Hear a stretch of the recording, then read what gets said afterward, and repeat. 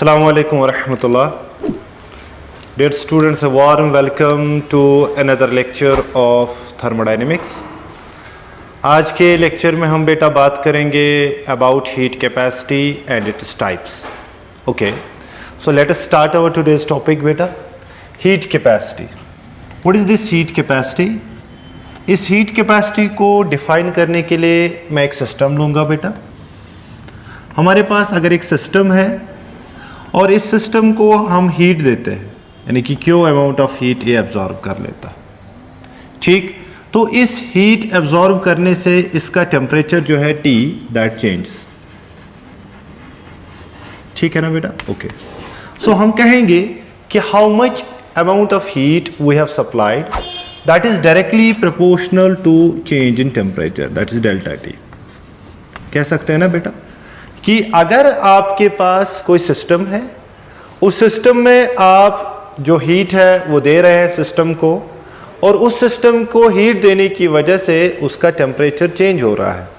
जब वो सिस्टम में टेम्परेचर चेंज होगा तो हम कहेंगे जितनी अमाउंट ऑफ हीट हम दे देंगे उतनी अमाउंट ऑफ टेम्परेचर में चेंज आ जाएगा. So that is directly proportional to T.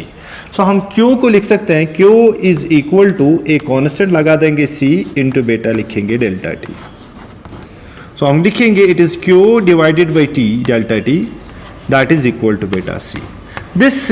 This constant is called as heat capacity. इसको हम क्या कहते हैं? Heat capacity. अगर अब इसी हीट कैपेसिटी को अगर हम डिफाइन करेंगे बेटा, what is this heat capacity?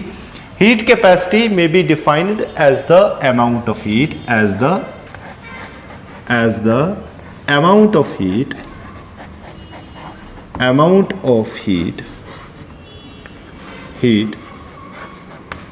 required,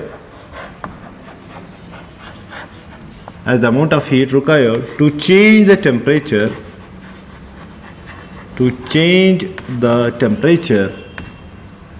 temperature of the system.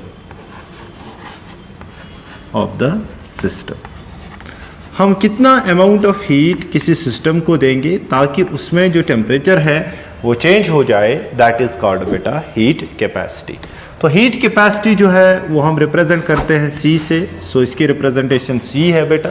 ये हीट कैपेसिटी जो है दैट इज इक्वल टू बेटा that is Q amount of heat divided by that is delta T. आप कितना चेंज टेम्परेचर कर रहे हैं, यानी कि आप कितना अमाउंट ऑफ हीट चेंज कर रहे हैं और उसकी वजह से कितना अमाउंट ऑफ टेम्परेचर, कितना टेम्परेचर चेंज हो रहा है, दैट इज कॉल्ड बेटा हीट कैपेसिटी.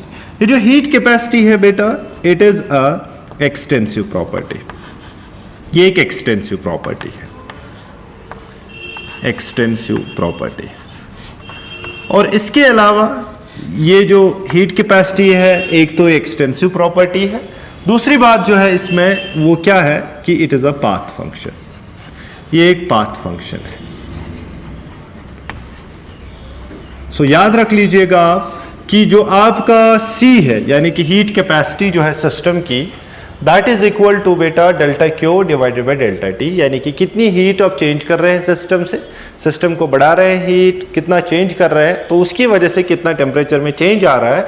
उन दोनों का अगर आप रेशो निकालेंगे तो आपको एक क्वांटिटी मिलेगी, that quantity will be called as heat capacity. और ये जो हीट कैपेसिटी है it is an extensive property, और इसके अलावा ये जो हीट कैपेसिटी है it is a path function. और भी चीजें हैं हीट कैपेसिटी के बारे में जो आपको लोगों को मैं बताना चाहता हूं. पहली चीज जो है ये कि जो हीट कैपेसिटी होती है, heat capacity is dependent upon, ये किन किन चीजों पे डिपेंडेंट होती है? Dependent upon, it depends upon nature of substance.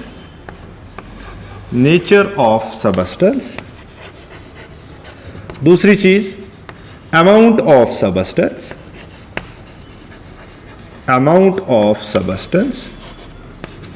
और तीसरा चीज जो है that is very important one, composition of system.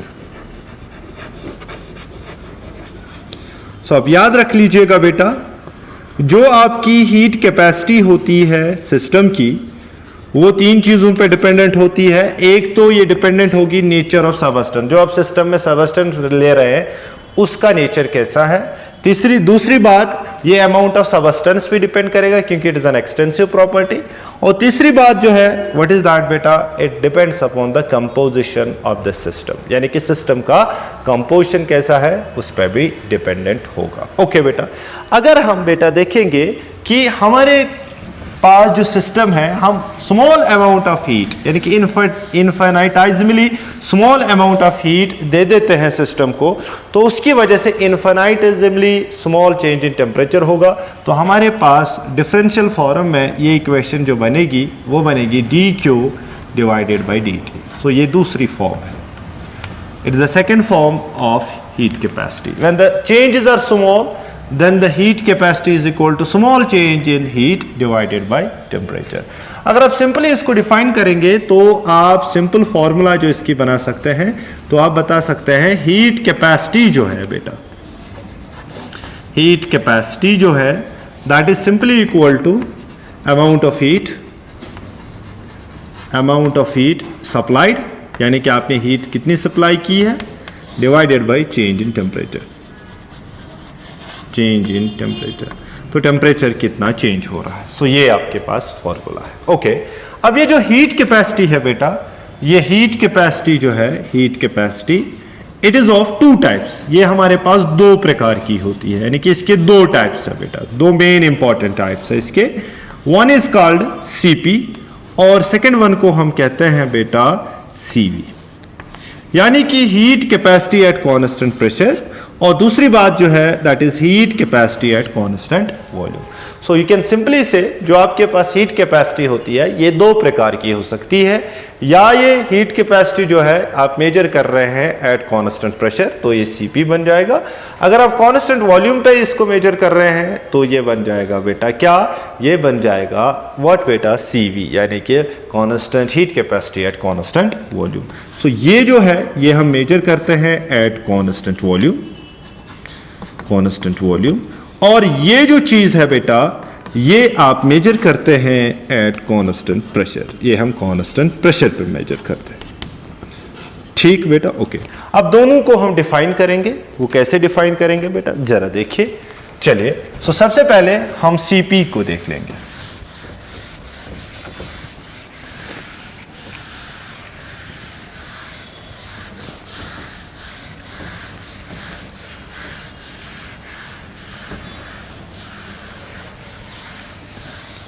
CP की बात करते हैं बेटा। सीपी यानी कि heat capacity at constant pressure,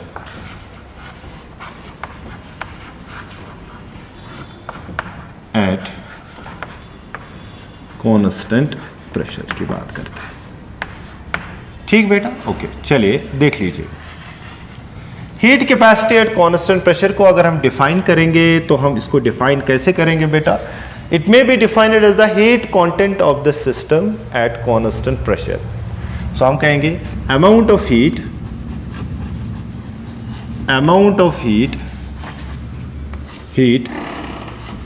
supplied to the system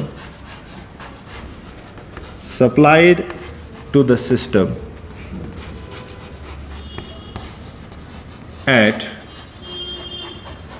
constant pressure। आप कितनी हीट सप्लाई कर रहे हैं सिस्टम को एट कांस्टेंट प्रेशर, उसकी वजह से चेंज इन टेम्परेचर कितना हो रहा है, दैट विल बी कॉल्ड बेटा सीपी, उसको हम heat capacity at constant pressure कहते हैं। सो हम कहेंगे it is CP, it is amount of heat, मगर ये जो हीट आप सप्लाई कर रहे हैं ये आप कांस्टेंट प्रेशर में कर रहे हैं और उसकी वजह से डेल्टा टी हो रहा है, यानी कि चेंज इन टेम्परेचर। ठीक, एज वी नो तो ये होगा बराबर QP divided by del of T. ठीक, ओके। जैसे हमें पता है बेटा कि हमने पढ़ा था QP जो होता है that is actually change in enthalpy, यानी कि कितनी एंथैल्पी चेंज हो रही है। ठीक है, तो इसको यहां पे सब्स्टिट्यूट कीजिएगा तो आपको क्या मिलेगा बेटा, so it will be d of H divided by dt। ठीक है, सो वी कैन सिंपली से जो heat capacity at constant pressure होती है बेटा, वो सिंपली किसके बराबर होगी, that will be equal to amount of heat supply to the system at constant pressure. तो उसकी वजह से चेंज इन टेम्परेचर कितना हुआ, so it is QP. QP को हम लिटरली अभी लास्ट लेक्चर में हमने डिस्कस किया था इसको कि क्यूपी किसके बराबर होता है, heat content of A system at constant pressure, उसको हम एंथैल्पी कहते हैं। तो हम इसको डेल्टा टी या डी एच, डेल्टा एच या D H divide by D T लिख सकते हैं। तो इस फॉर्म को हम मॉडिफाई कर सकते हैं, तो हम बना सकते हैं इसको C P into delta T that is equal to delta H.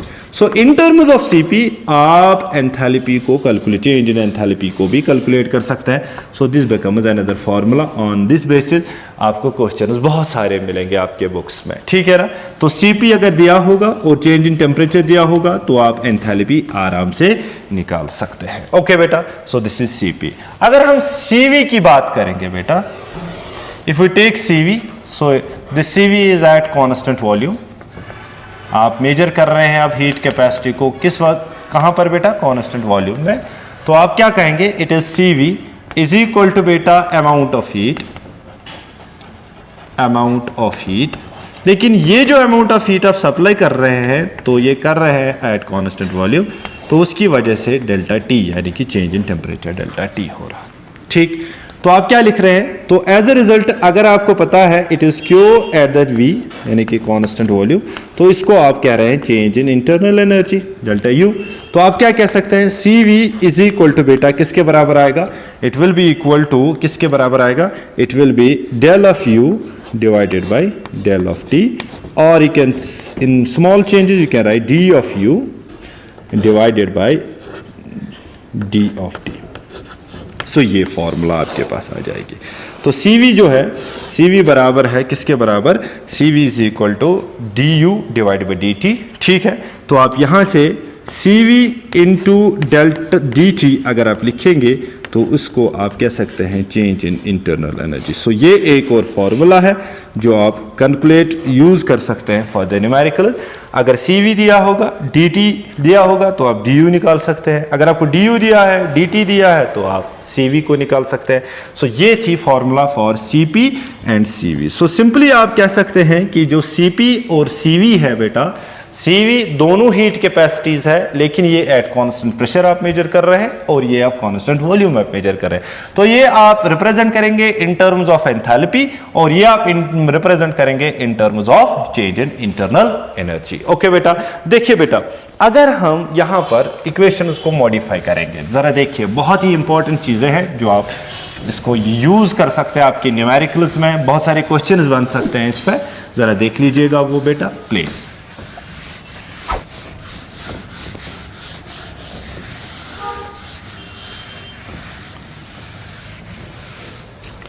तो हम कह सकते हैं इस प्रकार के है, दो चीजें हम यहां पे ड्रा करेंगे बेटा, आप गौर से देख लीजिएगा इन चीजों को।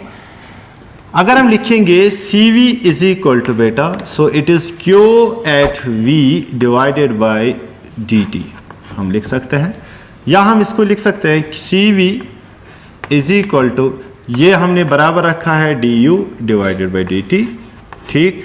तो इसको हम ऐसे भी मॉडिफाई कर सकते हैं, du is equal to C into delta T. अगर आप बेटा फॉर n मोल्स लेंगे, for n moles of gas, n moles of system अगर आप लेंगे तो ये क्या बन जाएगा, देन इट विल बिकम बेटा du इज इक्वल टू बेटा n टाइम्स, ये 1 मोल के लिए है तो ये n मोल्स के लिए बन जाएगा, ठीक है। तो ठीक है, तो this will be called as here, it will be called as molar CV, इसको मोलर CV कहेंगे, ठीक है। ओके, अगर आप इसको फॉर m ग्राम्स लेंगे, अब आपको ग्राम्स दिए होंगे सिस्टम के, तो आप क्या ले सकते हैं, du इज इक्वल टू बेटा m into C into delta T. So ये आप यूज कर सकते हैं। सो ये है, सो इसको हम कह सकते हैं मास CV, in terms of mass आप CV को रिप्रेजेंट करें, इन terms of moles of CV को रिप्रेजेंट कर रहे हैं। सो ये है आपके पास फॉर्मूला। और अगर आप यहां पे देख लेंगे तो हमने कहा था CP जो है CP बराबर होता है बेटा QP divided by delta T. इस QP को हमने DU बोला, DH बोला था फिर, ठीक है। तो CP बराबर बेटा किसके, DH divided by DT। Small change के लिए उसको मॉडिफाई करेंगे तो DH किसके बराबर निकलेगा बेटा, it will B CP into DT। So ये आपके पास एक फॉर्मूला आ गई, यहाँ पर ये आपके लिए एक फॉर्मूला आ गई बेटा, जो आप यूज़ कर सकते हैं। ये दूसरी फॉर्मूला आ गई, ठीक, ओके। तो यहाँ पर फॉर n मोल्स अगर आप लेंगे, n मोल्स अगर आप लेंगे तो क्या निकलेगा बेटा, it will be DH will be equal to n into C into delta T. ये आपके लिए बन जाएगा molar CP। So this will be called molar CP, ठीक, ओके। और अगर फॉर m ग्राम्स आप लेंगे, m ग्राम्स लेंगे तो क्या बन जाएगा, DH इज इक्वल टू बेटा m into C into delta T. तो ये आपके पास फॉर्मूला है। सो ये आपके पास 6 फॉर्मूलाज आ गए, 1 2 3 4 5 और 6, जिससे आप CP निकाल सकते हैं अगर बहुत सारी चीजें दी होगी। ओके बेटा, चलिए अब यहां पर जो CP और CV है, इन दोनों में से बड़ा कौन है, याद रखिएगा CP is always greater than CV। अगर CP बड़ा है CV से तो इन दोनों के दरमियान कोई रिलेशन होगी, इनके डिफरेंस की रिलेशन होगी कुछ, yes, and that relation is called Mayer's relation. उसको हम कहते हैं Mayer's relation. What is this Mayer's relation, let us see now. ये मेयर्स रिलेशन होती क्या है, ठीक है। चलिए, so now there is a relation between CP and CV, okay.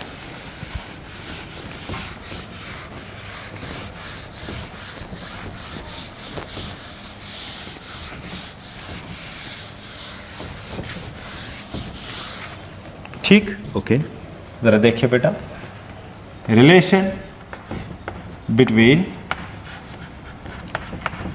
CP and CV, इन दोनों के दरमियान रिलेशन क्या है वो देख लीजिएगा बेटा गौर से, ठीक। हमने कहा था CP जो है वो बराबर है किसके बराबर बेटा, बताइए। CP किसके बराबर होता है, DH बाई DT, और CV किसके बराबर है बेटा, DU बाई DT, ठीक। जरा देखिए, वी नो, हमने प्रीवियस लेक्चर में आपको बता दिया था कि जो आपका H होता है, डेल H जो होता है या DH जो होता है, वो बराबर होता है DU plus PV, P del V, ठीक है, okay. Substitute the values here, तो नहीं, differentiate both sides by DT। हम DT से सबको डिफरेंशिएट करेंगे। जरा देखिए क्या आएगा बेटा, जरा देखो please, it is DH by DT, so it is equal to DU by DT, ठीक, प्लस याद रखिए PV किसके बराबर होता है, PV is equal to NRT, ठीक है, ओके। सो हम इसको लिख सकते हैं, यहां पर दूसरे कलर से मैं लिख रहा हूं, NRT डिवाइडेड बाय DT, ठीक, ओके। सो नजर रखिएगा बेटा आप इसको, ये और ये कैंसिल हो जाएगा, ठीक। तो ये किसके बराबर अभी आपने लिखा, this is equal to this one and this is equal to this one. So हमारे पास CP आएगा, ये बराबर होगा CV, ठीक, प्लस आएगा बेटा NR, ठीक। तो हम क्या लिखेंगे, CP, इस C अब E को इधर लाएंगे तो CV माइनस CV बन जाएगा, तो आएगा NR। So this formula is called Mayer's formula. ये है मेयर्स रिलेशन या मेयर्स फॉर्मूला जिसे बोलते हैं, ठीक। सो ये है फॉर्मूला जिससे आप difference between Cp and Cv निकाल सकते हैं फॉर n मोल्स। ये फॉर n मोल्स होगा। ओके बेटा, अगर आप फॉर 1 मोल ले लेंगे, फॉर 1 मोल, तो ये फॉर्मूला क्या बनेगी बेटा, Cp minus Cv is equal to बेटा R। तो ये फार्मूला हो गया आपकी, and this also called Mayer's formula.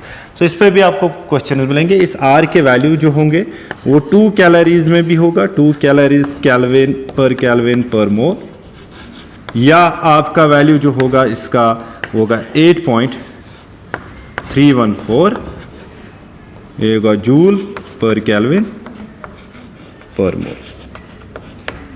ठीक है बेटा, सो ये चीजें आप यूज कर सकते हैं। This formula is called Mayer's formula. यहां पर और एक चीज जो है बेटा, what is that, that is this one. अगर इन दोनों का रेशियो निकालेंगे, यानी कि Cp डिवाइडेड बाई Cv, अगर हम रेशियो निकालेंगे तो that becomes a quantity, that quantity is called gamma, and this gamma is called बेटा पॉइजनस रेशियो। इसको हम पॉइजनस रेशियो कहते हैं। सो ये जो पॉइजनस रेशियो है बेटा, ये पॉइजनस रेशियो हमें एक चीज देता है, and that thing is called बेटा atomicity of the gas. Atomicity of gas,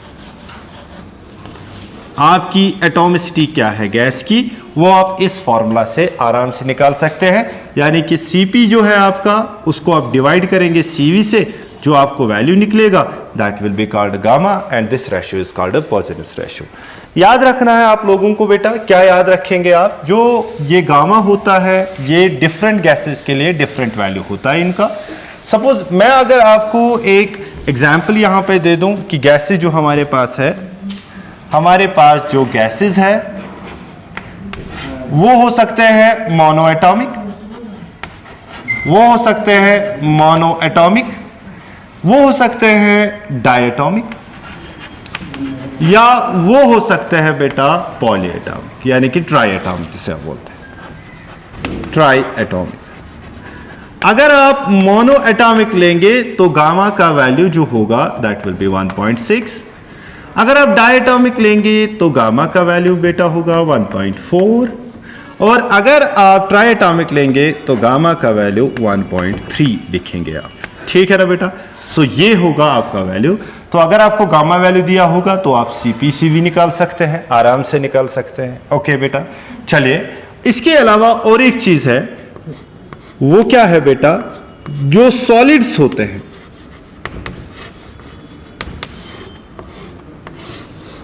solids जो होते हैं, और सॉलिड जो होते हैं उनके लिए आप हीट कैपेसिटी लेते हैं। हीट कैपेसिटी जो है that is meant for solids. Liquids और गैसेस के लिए आप नहीं लेते हैं, लिक्विड्स एंड गैसेस आप छोड़ देते हैं। ठीक है ना, okay.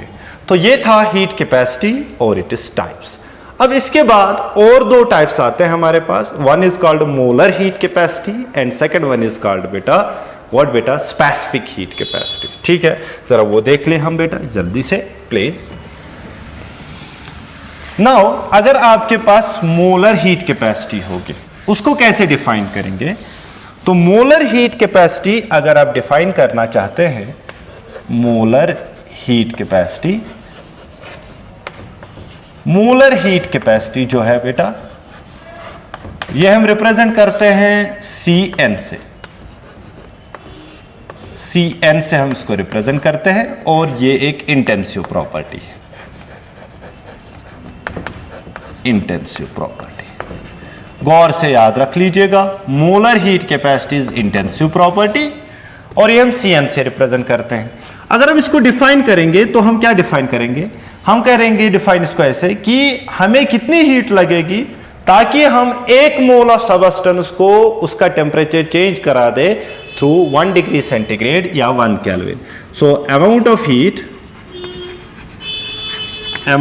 Heat required to raise the temperature raise the temperature of 1 mole of substance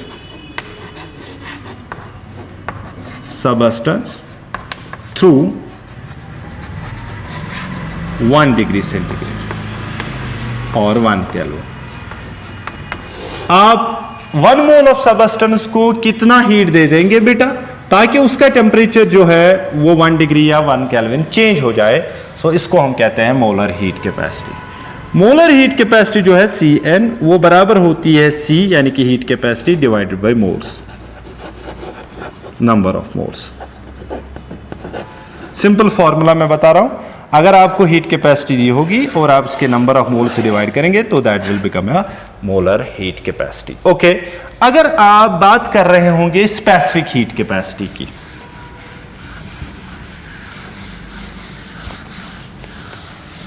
अगर हम बात करेंगे किसकी बेटा, स्पेसिफिक हीट कैपेसिटी की.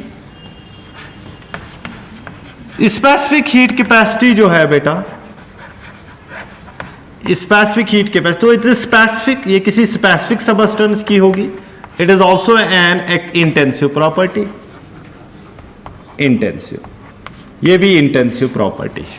ठीक है, और ये जो है ये हम रिप्रेजेंट करते हैं C से. ठीक, okay. Heat capacity, specific heat capacity को डिफाइन करेंगे, defined as the amount of heat required, amount of heat required to raise the temperature, to raise the temperature of 1 gram substance, 1 gram substance through 1 degree centigrade. 1 degree centigrade या 1 kelvin temperature को change करने के लिए 1 ग्राम substance को आपको कितनी heat लगेगी, then that will be called बेटा what, that will be called specific heat capacity. Specific heat capacity C जो होती है ये बराबर होती है किसके बराबर बेटा, हीट कैपेसिटी जो आपका है या S होता है, इसको हम S से रिप्रेजेंट करते हैं बेटा. C से हम हीट कैपेसिटी को रिप्रेजेंट करते हैं. S जो होती है दैट इज हीट कैपेसिटी जो आपकी है, उसको आप डिवाइड करेंगे molecular weight of the substance, molecular weight of substance. So ये आपको देगा व्हाट बेटा, स्पेसिफिक हीट कैपेसिटी. ओके, याद रख लीजिएगा सॉलिड्स के लिए, सॉलिड्स मेटल्स के लिए जो हीट कैपेसिटी होती है यानी कि स्पेसिफिक हीट कैपेसिटी, वो हम निकाल लेते हैं डुलोंग पेटिट मेथड से. पेटिट मेथड, और ये जो मेथड है ये एक बेटा व्हाट, ये एक एम्पिरिकल मेथड है. एम्पिरिकल मेथड क्या है, स्पेसिफिक हीट कैपेसिटी यानी कि S इंटू बेटा molecular weight is equal to बेटा 6.4. ये सारे मेटल्स के लिए एप्लीकेबल है, खाली 3 के लिए नहीं है. एक है बेरिलियम, बोरॉन और सिलिकॉन के लिए, उनके लिए ये एप्लीकेबल नहीं है. So this was the heat capacity and this types. Besides that we have discussed molar heat capacity and specific heat capacity. I hope कि आपको ये लेक्चर बहुत ही अच्छा लगा होगा. Keep enjoying and keep watching these lectures and do subscribe my channel so that I can understand what sort of feeling you are getting from my lectures, and do also comment on my lectures कि आपके जो lectures है, मेरे जो lectures है ये ठीक है कि इनमें मॉडिफिकेशन की ज़रूरत है. अल्लाह हाफिज़. अस्सलामु अलैकुम व रहमतुल्लाह.